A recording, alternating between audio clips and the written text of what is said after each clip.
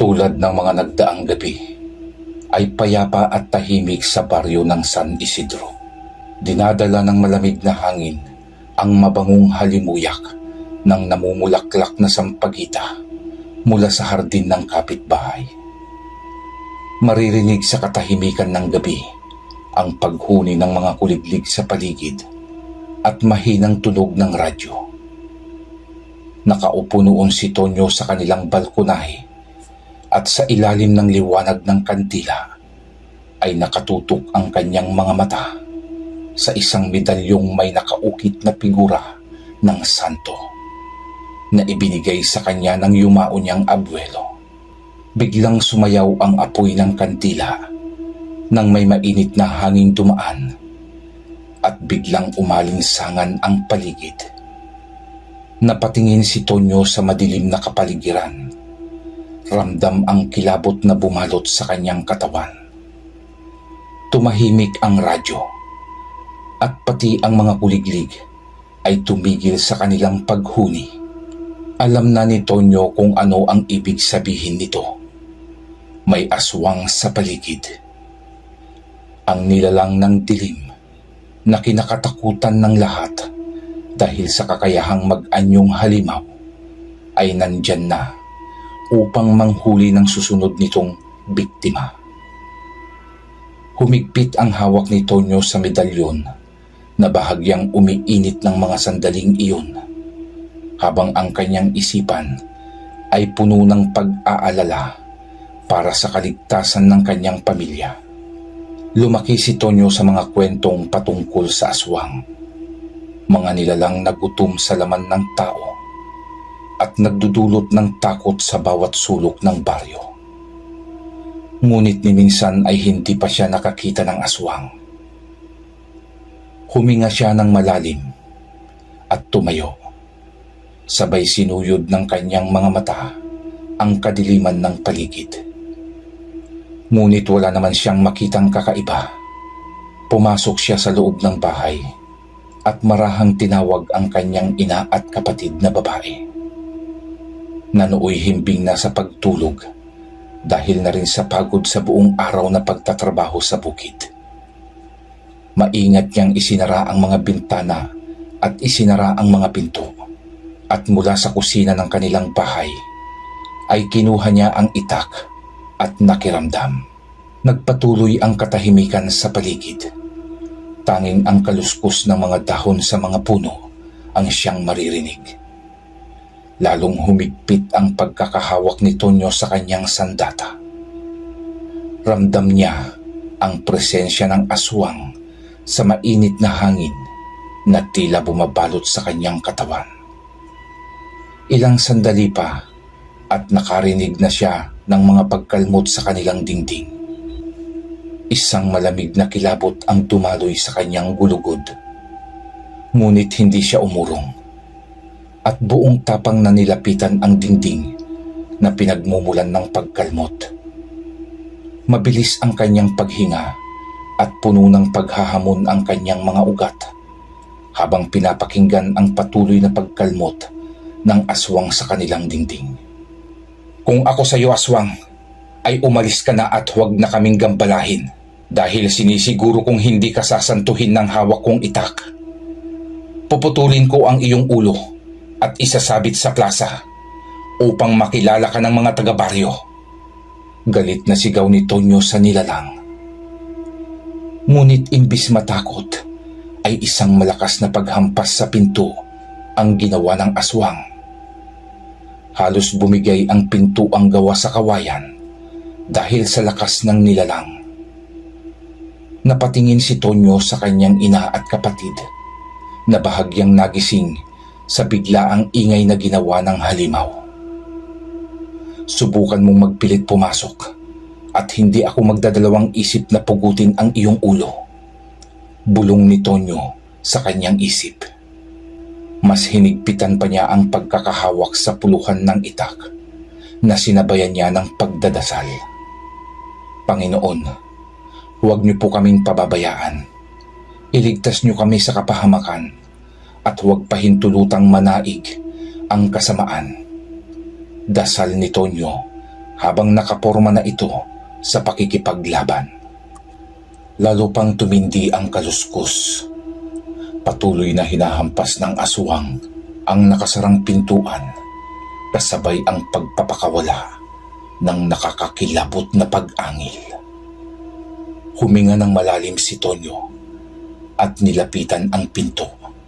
Habang papalapit siya sa pintuan, ay tila sasabog ang kanyang puso sa bilis ng pagtibok nito. Nang tuluyang bumukas ang pinto, ay mabilis na siyang sumugod at pinakawalan niya ng may malupit na puwersa ang kanina pa nakaambang sandata. Napasigaw ang aswang sa sakit at galit nang tamaan ito ng matalim na itak ni Tonyo. Sa liwanag na nanggagaling sa kandila ay tumambad ang tunay na anyo ng aswang. Isang halimaw na baluktot ang katawan, walang buhok at may mapupulang mata at bibig na puno ng matatalim na ngipin. Napaatras ang aswang at tumakbo patungo sa madilim na kakahuyan. Sa nasaksihan ni Tonyo na itsura ng nilalang, ay hindi siya natakot. Lumabas siya ng bahay at sinundan ang aswang sa madilim na bahagi ng kakahuyan. Ang maalinsangang hangin sa labas ay bumalot sa kanyang katawan. Sinuyod ng kanyang mata ang kadiliman. Pilit na hinahanap ang nilalang. Mabilis ang pagkilos ng halimaw. Tila sumasanib sa mga gumagalaw na anino ng mga puno. Kailangan kong maging matalino upang matalo ko ang nilalang na ito na nagdudulot ng bangungot at takot sa aming baryo. Bulong ni Tonyo sa sarili. Nakatitig si Tonyo sa kumpulan ng mga puno ng nyug kung saan ang pinakamadilim na bahagi ng baryo. Umaasa sa anumang tanda ng paggalaw mula doon. Maingat ang ginagawang paggalaw ni Tonyo. Dahan-dahan siyang lumalapit sa madilim na bahaging iyon ng nyogan, kung saan nagtago ang hinahabol na nilalang ng kadiliman. Ramdam niya ang malamig na hamog sa kanyang mga paa, habang ang buwan ay nagbibigay ng pilak na liwanag upang makita niya ang kanyang daan. Tumitibok ang puso ni Tonyo habang papalapit siya ng papalapit sa bahaging iyon ng nyogan, kung saan ang aswang ay nakamasid at nakahanda sa pagsalakay. Habang pinapasok ni Tonyo ang madilim na nyogan, ay ramdam niya ang hingal ng nilalang. Damang-dama ni Tonyo ang pananabik ng aswang upang siya ay mapaslang. Ngunit hindi siya basta-basta magpapatalo. Siya ang tagapagtanggol ng kanyang pamilya. Kagatlabi niyang hinarap ang takot at itinaas ang itak habang maingat na humahakbang. Mula sa isang puno ng nyug ay lumundag ang aswang sa kanyang harapan. Ang mga mata nito'y nagliliyab na parang baga sa kadiliman. Kahanga-hanga ang iyong lakas ng loob, binata. Pero hindi ako papayag sa isang tulad mo lang na pipitsugin ang makakatalo sa akin. Kaya humanda ka. Kanina pa ako nakahanda, halimaw, at hindi kita mapapatawad sa pagtatangka mong gawan ng masama ang aking pamilya. Ibubuwis ko ang aking buhay para sa kanila. Hindi ko hahayaang sila ay mabiktima ng isang tulad mo. Kuminang ang talim ng itak na hawak ni Tonyo nang tamaan ito ng liwanag ng buwan. Ang kinang ay gumuhit sa balintataw ng mapupulang mata ng nilalang na naging hudyat upang daluhungin ang binata. Sa pag-atake ng nilalang ay siya ring mabilis na pagkilos ng pagsugod ni Tonyo. Buong lakas na iwinasiwas ni Tonyo ang kanyang itak na agad namang naiwasan ng aswang ang ataking iyon ng binata. Gamit ang pambihirang liksi nito, mabilis itong tumakbong paikot-ikot kay Tonyo. Kitang-kita ni Tonyo na sumingkit ang mga mata ng aswang habang naglabas ito ng nakakakilabot na pag-angil. Muling lumuntag ang nilalang habang ang mga kukoy pumahaginit patungo sa mukha ni Tonyo. Yumuko ang binata upang maiwasan ang pagtama ng matutulis na kuko ng halimaw sa kanyang mukha. Sabay ang pagpapakawalang muli ng malakas na wasiwas ng hawak niyang sandata. Tumama ang talim ng itak sa tiyan ng aswang. Napahiyaw ang halimaw at napaatras. Balak pa sana nitong tumakas at magtago sa mas madilim na bahagi ng kakahuyan. Ngunit isang malakas na wasiwas muli ang pinakawalan ni Tonyo na tumama sa likod ng nilalang na siya nitong ikinatumba. Agad na sinakyan ng binata ang likod ng aswang at idinikit ang talim ng itak sa leeg ng nilalang. Una pa lang ay sinabihan na kitang umalis na lamang. Ngunit imbis na layuan mo ang aking pamilya, ay minaliit mo pa ang aking kakayahan. Ngayon ay ipapalasap ko sa iyo ang sinasabi kong pagputol sa iyong ulo. Uwi ka ni Tonyo at inihiwalay na nga nito ang ulo ng aswang. Sa ilalim ng liwanag ng buwan ay pinagmamasdan ni Tonyo ang pangingisay ng katawan ng aswang. Walang ano-ano'y biglang bumuhos ang malakas na ulan at nahugasan ang dugo sa talim ng itak ni Tonyo. Nawala ang alinsangan sa paligid, napalitan ng malamig na himig ng ulan. Hanggang magsimula ng magbago ang anyo ng katawan ng nilalang. Unti-unti nang nawawala ang balahibo at lumitaw ang balat na parang tao. Ang matatalim na kuko at ngipin ay naglaho hanggang sa masilayan ni Tonyo ang tunay na katauhan ng aswang. Isa itong matandang babae, isang kapitbahay na matagal nang isinumpa ng kagat ng aswang.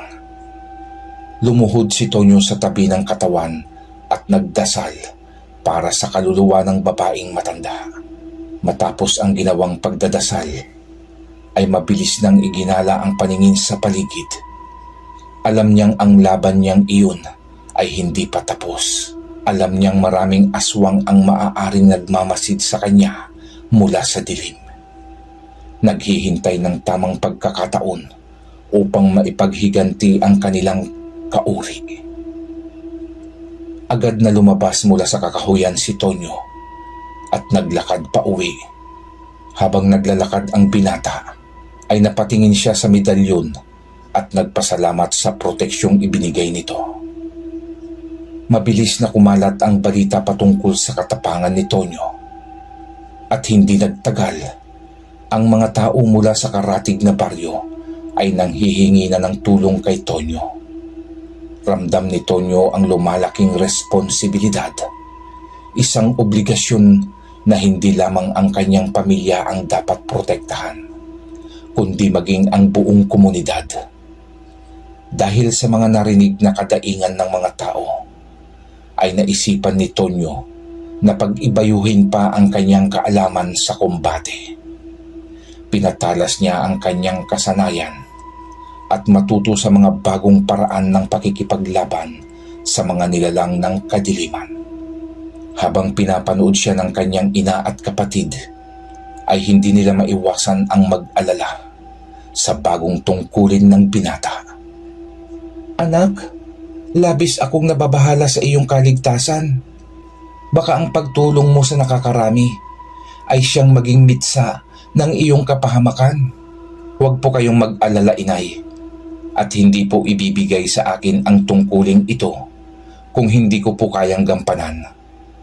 Tayo po ay manalig sa Diyos at nasisiguro kung hindi niya ako pababayaan. Tugon ni Tonyo sa nag-aalalang ina.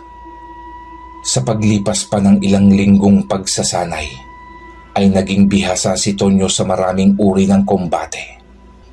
Isang gabi, habang ang araw ay lumulubog sa likod ng mga bundok, ay dumating ang isang estranghero sa San Isidro. Siya ay isang matandang lalaki Ang kanyang balat ay kasing tigas ng katad mula sa maraming taong pagtatrabaho sa ilalim ng matinding init ng araw. At ang kanyang mga mata ay puno ng karunungan mula sa hindi mabilang na pakikipaglaban sa mga nilalang ng kadiliman. Siya si Mang Teban, isang manlalakbay na manunugis ng aswang. Habang naglalakad si Mang Teban ay nakatitig ang mga tao sa kanya. Bakas sa kanilang mukha ang pagtataka at pagdududa. Sino naman kaya ang matandang yan, pare? Ngayon ko lang siya nakita dito sa baryo. At tignan mo ang kanyang itsura. Tila ba isang manggagamot? Paano mo naman nasabing isa siyang manggagamot, pare? Hindi kaya isa siyang aswang?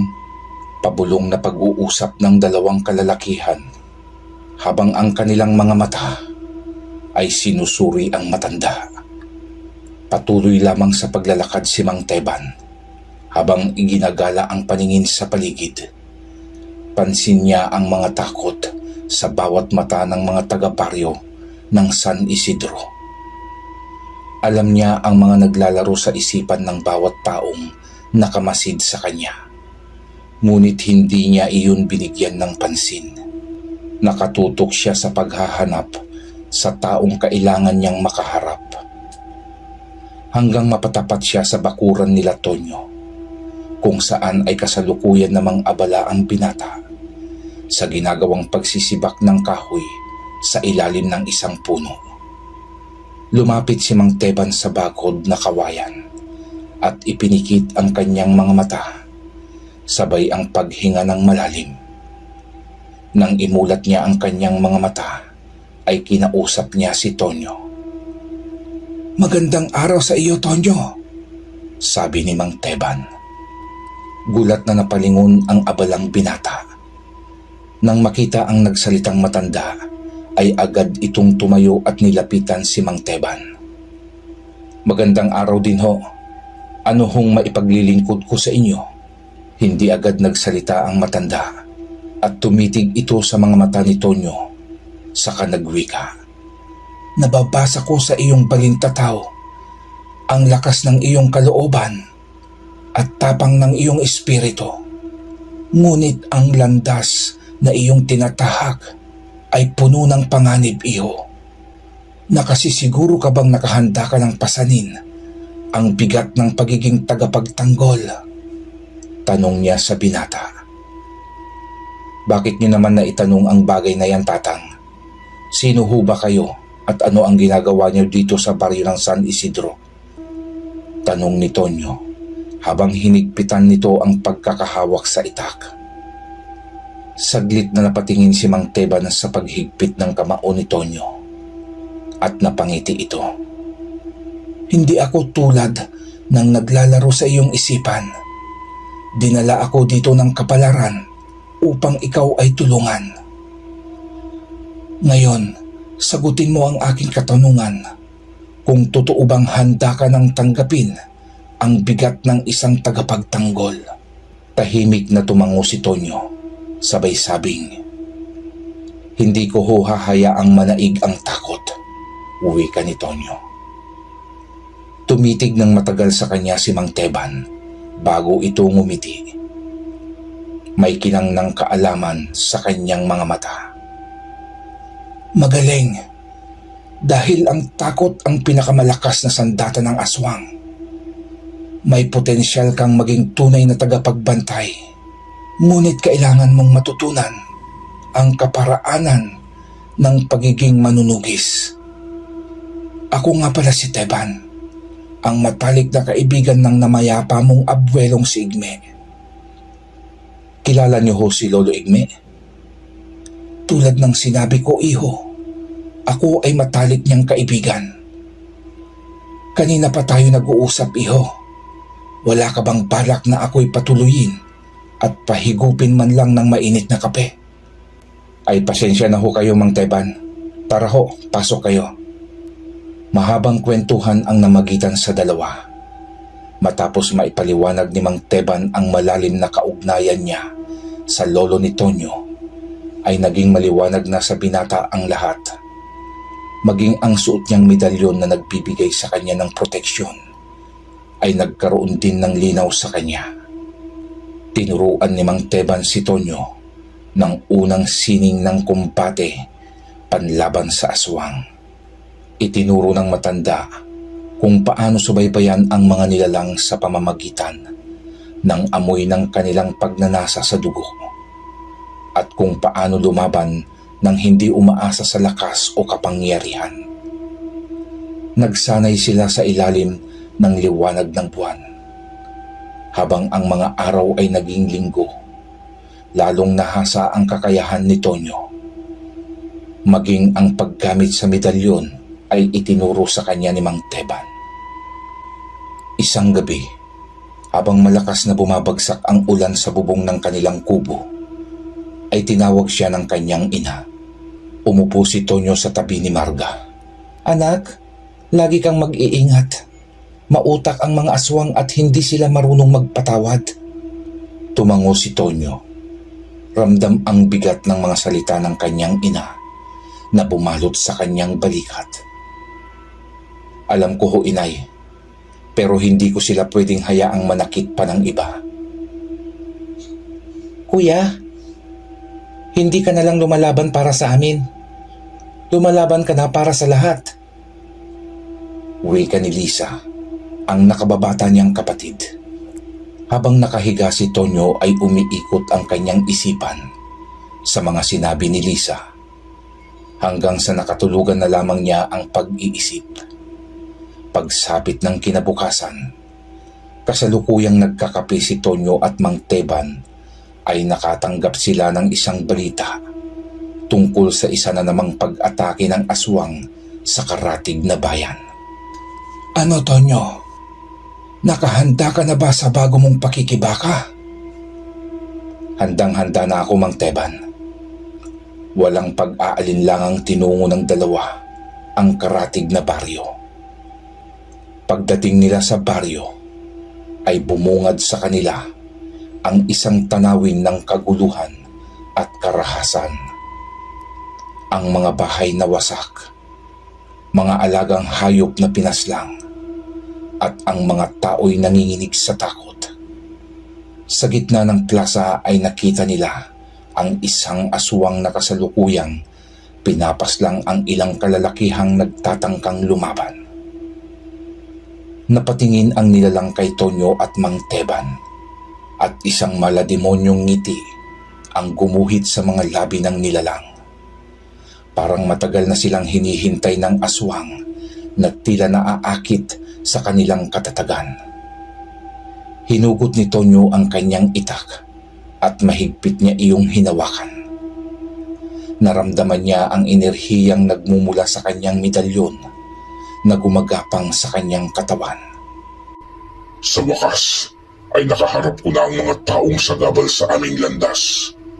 Ngayon ay pagsasabayin ko na kayong tatapusin. Ramdam nila Tonyo at Mang Teban ang lakas ng aswang nakaharap ngayon. Mas malaki ito at mas nakakatakot kaysa sa naunang nakaharap nila noon.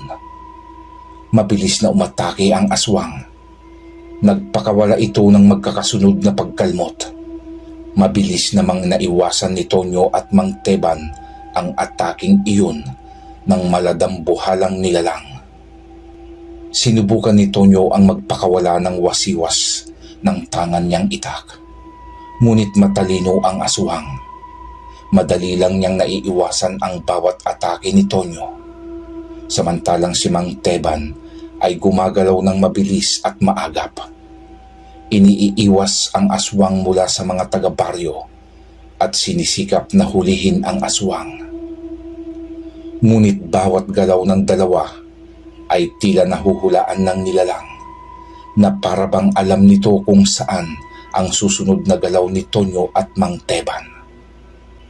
Ang bawat segundo ng laban ay naging mas mabagsik. Umaatake si Mang Teban. Ang kanyang sinaunang espada ay humahati sa hangin ng may biyaya na hindi ipinapakita ang nakakamatay na layunin. Agad namang umilag ang aswang, kung kaya't hindi rin iyon tinamaan ni Mang Teban. Hinawakan ni Tonyo ang kanyang medalyon at bumulong ng panalangin. Naramdaman niya ang pag-init ng medalyon na kumakalat sa buo niyang katawan. Ramdam niyang nadadagdagan ang kanyang tapang at lakas. Agad na sinugod ni Tonyo ang nilalang. Tumalon siya ng mataas sabay itinaga ang itak sa nilalang. Ngunit maagap ang aswang at nagawa nitong mailagan ang atake ni Tonyo. Yan lang ba ang kaya nyo? Pang-iinis ng nilalang sa dalawang manunugis. Tumalon sa kanila ang aswang.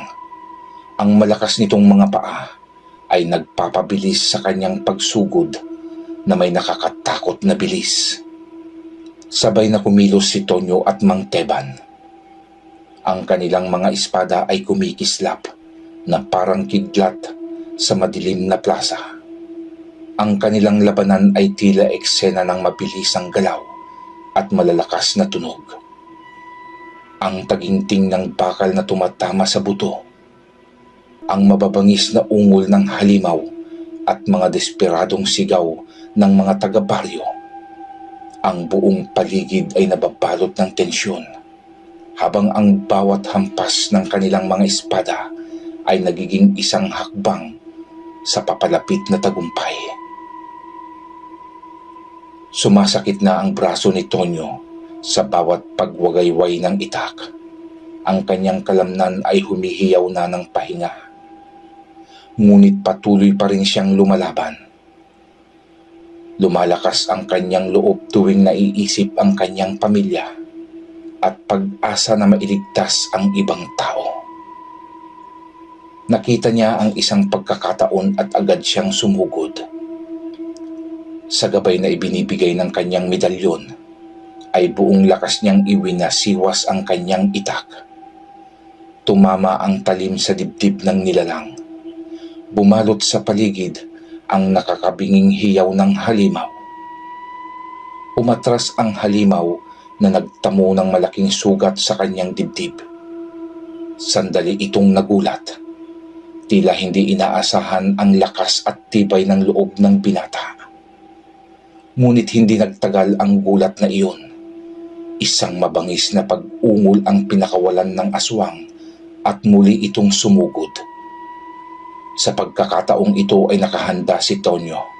Mabilis siyang umiwas sa gilid at ibinagsak ang itak sa isang malakas na arkong galaw at nagawa niyang maputol ang isang kamay ng aswang. Napaigtad ang aswang at doon ay muling nakasilip ng magandang pagkakataon si Tonyo. Ibinuhos na ni Tonyo ang buo niyang lakas sa pagwasiwas ng itak na tumama sa leeg ng nilalang. Humiwalay ang ulo ng aswang at gumulong sa putikan. Ang mga mata nito'y patuloy na nagliliyab sa puot. Nangisay ang katawan nito at tuluyang bumagsak. Ang mga taga-nayon na kanina ay balot ng takot, ay nagpalakpakan at sumigaw sa tuwa. Nakahinga ng maluwag si Tonyo, habang ang ulan ay humahalo sa pawis ng kanyang mukha. Tumingin siya kay Mang Teban, na nakangiting tumango sa kanya, na may halong pagmamalaki at pagbababala.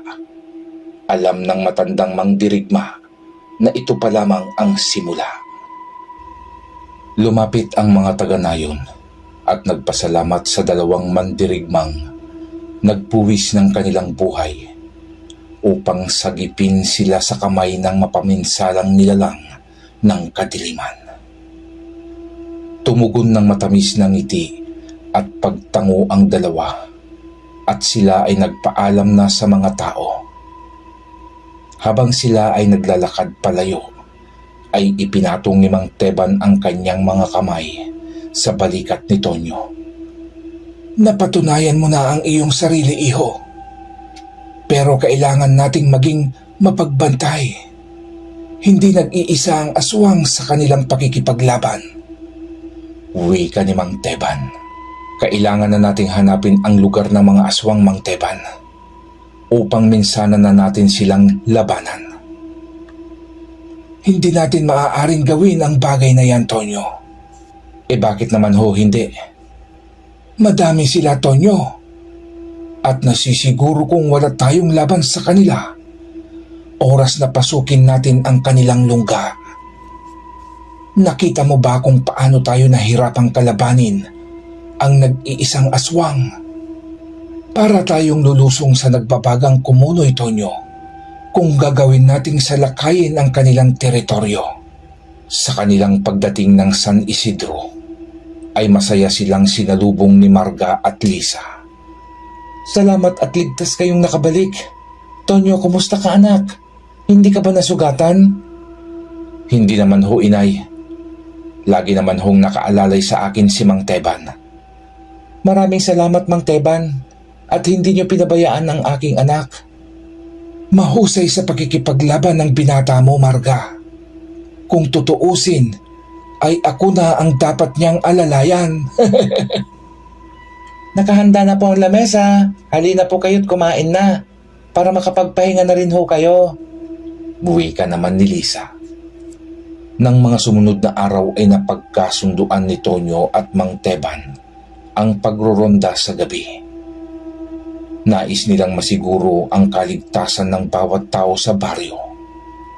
Isang gabi habang nag-uusap sina Tonyo at Mang Teban sa labas ng kubo, ay isang batang babae ang sa kanila ay lumapit. Aba, iha, ano pang ginagawa mo dito sa labas? Gabi na. Oo nga naman, nene. Delikado na ang isang batang tulad mo ang magpakalat-kalat pa sa labas. Turuan niyo po akong lumaban. Nais kong maging katulad niyo. Nagkatinginan ang dalawa at pilit na itinago ang kanilang pagtawa upang hindi mapahiya ang bata. Pero bata ka pa. Kahit matutunan mo ang pakikipaglaban, ay hindi pa kaya ng katawan mo ang lakas ng isang aswang. Tama ang kuya Tonyo mo, iha. Mabuti pa'y umuwi ka na at baka nag-aalala na sa iyo ang iyong mga magulang. Tara, Tonyo, at ihatid na natin ito at tumuloy na tayo sa pag-iikot. Nang maihatid ang bata, ay nagsimula na rin silang mag-ikot sa baryo. Siguro, Mang Teban, ay magandang maturuan natin ang mga taga-baryo kung paano lumaban ng tama sa aswang para makaya din nilang ipagtanggol ang kanilang mga sarili, lalo na kung wala tayo dito sa baryo. Maganda ang naisip mong yan, Tonyo. Kumbinsihin natin ang mga tao at pag pumayag sila, ay turuan natin. Hinikayat nila ang mga tao upang turuan ng kumbate.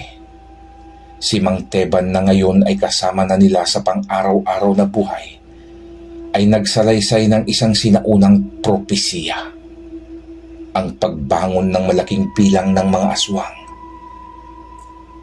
na pangungunahan ng isang makapangyarihang pinuno at maghahangad ang kininang lupa para sa kanilang lahi. Kailangan nating magkaisa. Kailangan nating maging handa. Kailangan niyong magsanay dahil maaaring kahit anong oras ay darating ang isang digmaan. Nagsimulang magsanay ang mga taga-baryo. Ang mga kalalakihan, kababaihan, at mga kabataang nag-iedad ng 15 anyos pataas ay nakiisa. Walang tigil silang nagsanay hanggang sa matuto ang lahat. Matapos ang pagsasanay, ay nagtipon-tipon ang mga taga-baryo at nagkaroon sila ng kasiyahan. Ipinagdiwang nila ang tagumpay ng kanilang pagsasanay. Habang patuloy ang kasiyahan, ay biglang bumalot ang katahimikan sa buong pagtitipon. Ang lahat ay sabay-sabay na tumingin sa madilim na kakahuyan, kung saan lumitaw ang isang figura ng matangkad at payat na babae. Ang balat ay halos kasing puti ng buwan. Gumagalaw ito nang may malaman dirigmang kilos na nagdulot ng kilabot sa mga tao. Huwag kayong matakot. Ihanda niyo ang inyong mga sandata at sarili, mga kasama. Wika ni Mang Teban sa mga tao. Nakatitig ang mga mata ng babae kay Tonyo. May pang-uyam na ngiti ang kanyang mga labi. Akala mo ba'y nanalo kayo? Ngayon mo palang masisimulang maunawaan ang tunay na kapangyarihan ng mga aswang. Sabi ng babae habang nakatitig pa rin kay Tonyo. Nagsipaghanda ang mga tao habang nagsimulang magbago ang anyo ng babae sa kanilang harapan. Ang katawan nito ay humaba at naging isang nakaririm-marim na nilalang na parang paniki. Ang mga pangil ay nakalitaw at ang mga mata ay bahagyang nakaluwa at namumula. Tumawa ng malakas ang aswang. Ang tunog nito ay umalingaw-ngaw sa kadiliman ng gabi. Nakapatay ka ng isa sa amin, ngunit hindi mo kami lahat mapapatay. Singhal ng nilalang. Humigpit ang paghawak ni Tonyo sa kanyang itak. Maging si Mang Teban at ang mga taga-baryo ay nakahanda na rin sa maaaring mangyari. Nakahanda kami at hindi kami natatakot sa inyo, sigaw ni Tonyo. Lumaki ang pagngiti ng aswang. Alam kong nakahanda kayo, pero nakahanda ka bang pagbayaran ang pagpatay mo sa aking asawa? Sa isang mabagsik na galaw ay sinugod nito si Tonyo. Umilag ang binata at mabilis na ipinaikot ang kanyang itak na halos tumama sa leeg ng nilalang. Nagsiklab ang galit ng aswang. Ang mga matay hindi umaalis sa titig kay Tonyo. Susugod sana ang mga taong baryo, ngunit biglang naglabasan ang iba pa nitong kasama mula sa kakahuyan. At ang propesiyang binanggit ni Mang Teban ay naganap ng gabing iyon. Nagkaroon ng digmaan sa pagitan ng tao at nilalang ng kadiliman. Umaalingaw-ngaw ang mga sigawan ng pagdaing, habang si Mang Teban at ang mga taga-baryo ay abalang nilalabanan. Ang iba pang aswang ay patuloy naman ang paglaban ni Tonyo sa pinuno ng mga halimaw. Sinugod ni Tonyo ang aswang na paniki at buong lakas na itinaga ang kanyang itak. Tila kumakanta ang itak ni Tonyo nang humiwa ito sa tagiliran ng aswang. Nagsisisigaw sa sakit ang nilalang. Lumipad paikot-ikot ang pinuno ng aswang na tila nilalaro nito si Tonyo. Animoy kidlat sa bilis ang pagkilos at nagagawa nitong makalmot si Tonyo. Ang bawat pagkalmot ay nanunuot sa katawan ni Tonyo ang kirot. Nang biglang naramdaman ni Tonyo ang pag-init ng kanyang medalyon, agad niya iyong hinawakan at nagdasal. Ramdam niya ang enerhiyang mabilis na gumapang sa kanyang katawan. Nagbigay iyon sa kanya ng kakaibang lakas at ang mga sugat niya sa katawan ay mabilis na naghilom. Napansin ng pinuno ng aswang ang pagbabago kay Tonyo at sa isang saglit ay nabura ang nakakalokong ngiti sa mukha ng aswang. Tinipon ni Tonyo ang lahat ng kanyang tapang at kasanayang natutunan at isinagawa niya ang isang malupit na pag-atake. Mabilis ang nilalang, ngunit ngayon may bagong lakas na dumadaloy sa katawan ni Tonyo, kaya nagagawa niyang unahan ang mga galaw ng aswang. Matindi ang labanan.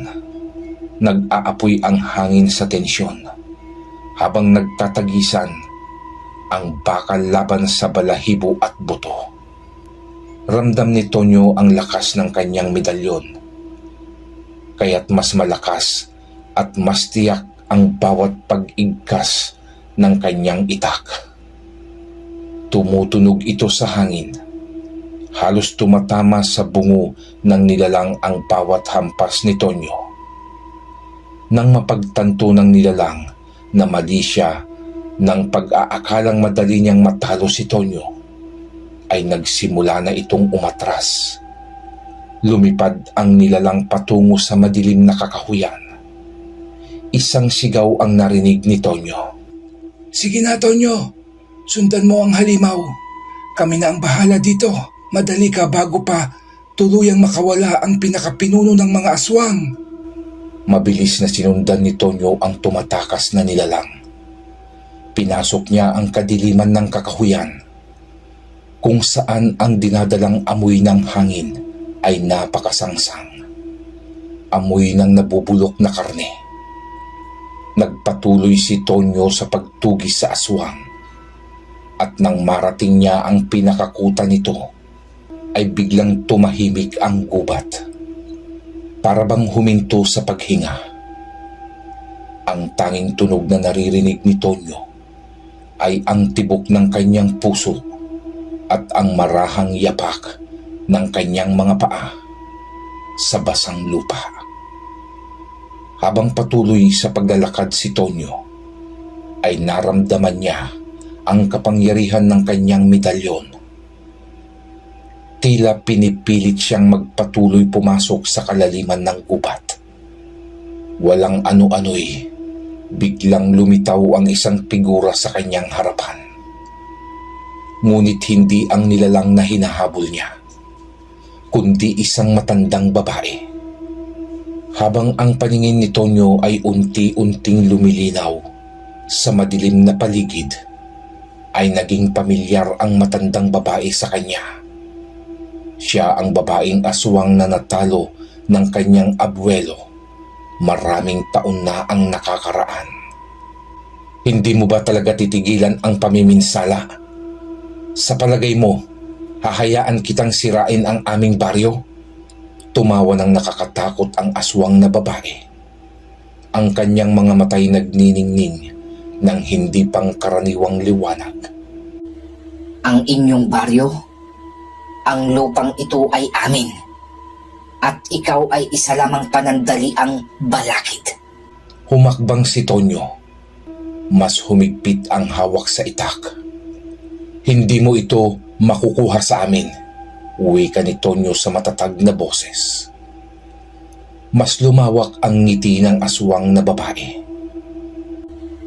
Akala mo ba'y kaya mo kaming pigilan, ha, Tonyo? Lalong lumamig ang hangin nang lumitaw ang mas maraming aswang mula sa kadiliman. Ang kanilang mga matay namumula at malalim. Hindi nagpakita ng takot ang binata. Nanatili siyang kalmado. Hindi ako natatakot at nakahanda ako upang tapusin ang inyong kasamaan. Hindi nagtagal ay dumating si Mang Teban. Hindi mo maaaring pagharian ang lupa, Ambrosia. Kailanman ay hindi namin papayagang manaig ang kasamaan. Wika ng humahangos na si Mang Teban. Tama si Mang Teban. Hindi namin papayagang maghari ang kasamaan. Unti-unti ay nagdiliwanag ang medalyon ni Tonyo. Naglalabas ito ng liwanag na proteksyon sa kanilang paligid. Nagtagpo ang mga mata ni Tonyo at Mang Teban. Kapwa hindi matinag ang kanilang determinasyon.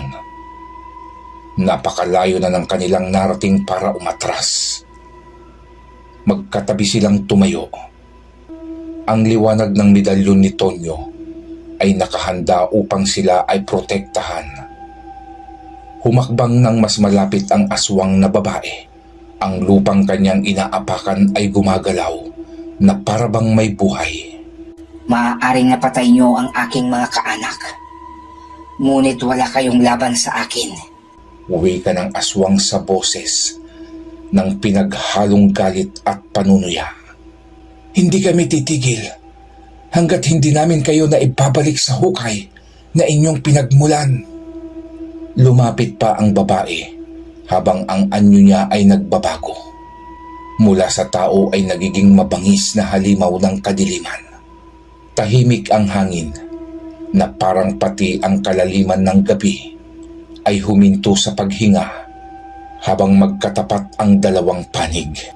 Ang mga aswang ay hindi mapakali at ang kanilang mga bulong ay naging isang ingay ng pananabik. Ramdam naman ni Tonyo ang kapangyarihan ng kanyang medalyon na dumadaloy sa kanyang mga ugat. Humahalo ang isang malakas na puwersa ng kapangyarihan sa kanyang katawan. Humakbang muli ang nilalang. Ang kanyang katawan ay ganap ng nagbago bilang isang aswang.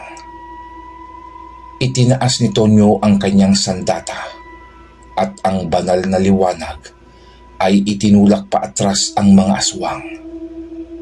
Biglang sumugod ang aswang na babae. Nakanganga ang bunganga at nakalabas ang matatalas na pangil at nakaunat ang mga kuko na nakatutok sa puso ni Tonyo. Habang papalapit ang pinunong aswang, ay biglang binalot ng apoy ang itak ni Tonyo. Ngunit hindi iyon alintana ng galit na aswang. Patuloy ito sa mabilis na pagkilos atake kay Tonyo. Nang akma na nitong ibabaon ang kanyang kuko sa dibdib ng binata, ay inihataw ni Tonyo ang itak sa isang malakas na arko. Ang talim ng nagliliyab na sandata ay dumaan sa hangin na may angking gilas na parang isang mananayaw at may eksaktong galaw ng isang bihasang mandirigma. Bumagsak ang ulo ng aswang sa lupa at ang katawan nito ay nagliyab at naging abo. Natigilan ang ibang mga aswang na kasalukuyang nilalabanan ni Mang Teban. Hindi sila makapaniwalang napatay ni Tonyo ang isa sa pinakamalakas na aswang. Hindi sila makagawa ng pagsugod. Ang lahat ng aswang ay may pag-aalinlangang umatake. Humakbang si Tonyo habang ang kanyang itak ay nag-aapoy sa banal na liwanag. Ito na ang panahon upang lisanin niyo ang lupang ito. Ang inyong paghahari ng takot ay nagtatapos na dito. Malakas na sabi ni Tonyo na umalingaw-ngaw sa buong kagubatan. Nanginginig ang mga aswang. Ang kanilang mga matay nagliliwanag sa takot habang tinitignan ang sinapit ng kanilang pinuno. Itinaas ni Tonyo ang nag-aapoy niyang itak at mabilis niya iyong itinarak sa lupa. Sa pagbaon ng itak ay parang kidlat na gumapang ang apoy at isa-isang nasunog ang mga aswang hanggang sa maabo ang mga ito. Tapos na ang labanan, Tonyo. Tapos na ang paghahasik nila ng lagim sa mga kanayunan. Nagtagumpay tayo sa ating misyon. Napaluhod sa lupa si Tonyo. Bakas ang labis na pagod sa binata. Malaya na ang mga tao. Sa kuko ng kadiliman, Mang Teban, wika ni Tonyo sa pagod na boses. Lumabas na sila sa kagubatan at bumalik na sa baryo, kung saan ang mga tao ay nakaabang sa kanilang pagbabalik at naghihintay ng magandang balita. Tapos na ang paghahari ng mga aswang. Nagwagi tayo sa ating laban, mga kasama. Masayang pagbabalita ni Tonyo sa kanyang mga kababaryo. Pumutok ang sigawan sa buong baryo. Niyakap nila ang dalawang manunugis. Ang kanilang mga yakap ay patunay ng muling pag-asa sa kanilang mga puso. Ramdam ni Tonyo at Mang Teban ang taos-puso nilang pagpapasalamat. Wakas. Marami pong salamat, mga kakilabot. Huwag po sanang kalimutang mag-like at mag-subscribe dahil malaking tulong po ito sa akin upang magpatuloy pang makagawa ng mga kwentong maibabahagi sa inyo. Dumako na po tayo sa ating shoutout. Shoutout po sa lahat ng ating silent listener na sumusuporta sa channel na ito. Shout out din po kina Belinda Nir, Emil Bautista, Manuel Channel, Angelina Gloria, Biole Liharso, Elsa Gonzalez, Ricky Manalo, Maya Saad, Teacher Vlog, Rex Del Rosario, Jimmy Dalapag, Charlene Gumansing from Muscat, Oman, Miriam Laibelt, Carmelita Pruna, Romeo Aquino, Domingo Lanik, and Miss Neri Coyones from Bahrain. Marami pong salamat mga kakilabot. God bless po sa lahat. Amen.